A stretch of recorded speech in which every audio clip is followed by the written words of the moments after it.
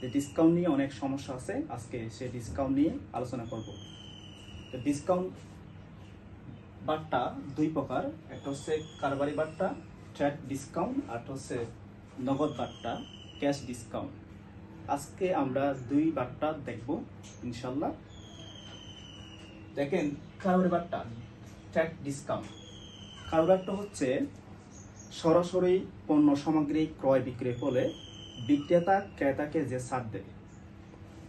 এটা আমি লিখছি, সরাসরি পণ্য সামগ্রী ক্রয় বিক্রয় ফলে বিক্রেতা ক্রেতাকে ছাড় দেবে, সেটাকে বলা হয় কারবারি বাট্টা। কারবারি বাট্টা সরাসরি হবে, সরাসরি ছাড় দিবে। আর এটা হবে ক্যাশে হবে, নগদে লেনদেন হবে, বাকিতে এখানে কোনো হবে না, এখানে সরাসরি ট্রানজাকশন হবে, সেটা ক্যাশে হবে। এই কারবারি বাট্টা হিসাব বইতে লিপিবদ্ধ হবে না, কারবারি বাট্টা হিসাব বইতে লিপিবদ্ধ হবে না, এটা লিপিবদ্ধ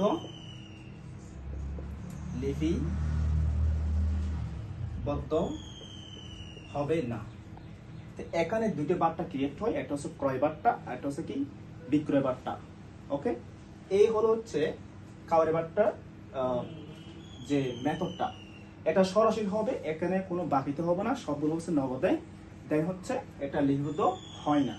কেন? এটা হচ্ছে সরাসরি ট্রানজাকশনের মাধ্যমে সেখানে নিষ্পত্তি হয়ে যায়। দেন হলো নগদ বাট্টা ক্যাশ ডিসকাউন্ট। এটা হচ্ছে বিক্রেতা ক্রেতাকে অর্থাৎ দেনাদার পাওনাদারের মধ্যে দেনা পাওনা নিষ্পত্তি, বিক্রেতা ক্রেতাকে যে ছাড় দেওয়া হয়।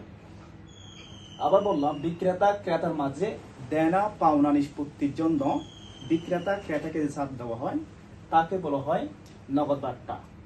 এখানে হবে বাকিতে হবে, এখানে বাকিতে ক্রয় বিক্রয় হবে, এখানে বাকিতে হবে ট্রানজাকশন,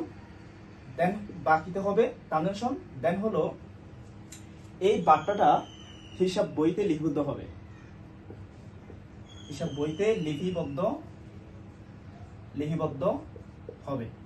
এই বাট্টাটা লিপিবদ্ধ হবে। কেন লিপিবদ্ধ হয়? এটা হচ্ছে ভবিষ্যতে একটা প্রমাণ দলিল, এখান থেকে মানে বাট্টা ক্রিয়েট হবে। একটা হচ্ছে প্রাপ্ত বাট্টা, একটা হচ্ছে কি প্রদত্ত বাট্টা। প্রদত্ত বাট্টা হচ্ছে দেনাদারের জন্য, আর প্রাপ্ত বাট্টা হচ্ছে পাওনাদারের জন্য। প্রদত্ত বাট্টা একটা খরচ, আর একটা হচ্ছে প্রাপ্ত বাট্টা, এটা হচ্ছে আয়। ওকে, এই যে বাট্টাটা খুবই ইম্পর্টেন্ট, এটা হিসাব বইতে লিপিবদ্ধ করা হবে।